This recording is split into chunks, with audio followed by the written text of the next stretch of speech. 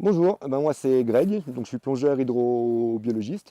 Donc aujourd'hui on est en montagne. Donc, il faut savoir que la montagne c'est 12 à 13% à peu près de la population mondiale.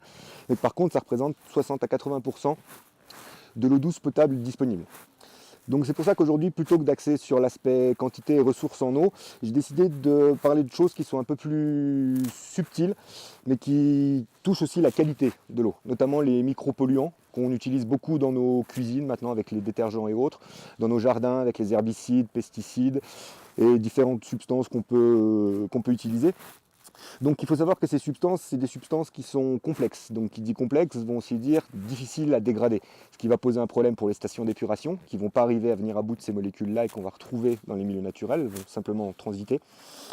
Et après, même en milieu naturel, ces molécules sont difficiles à dégrader et certaines peuvent se cumuler dans la chaîne alimentaire et donc nous contaminer nous indirectement, ce qu'on a pu observer chez les poissons et les PCB dans pas mal de nos cours d'eau.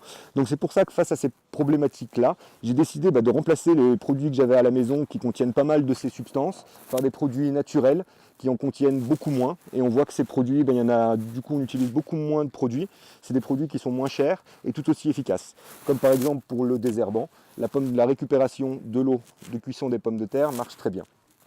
Donc voilà, on essaie de faire ces gestes pour restituer une eau qui chimiquement sera la plus proche possible de celle qui nous a été donnée.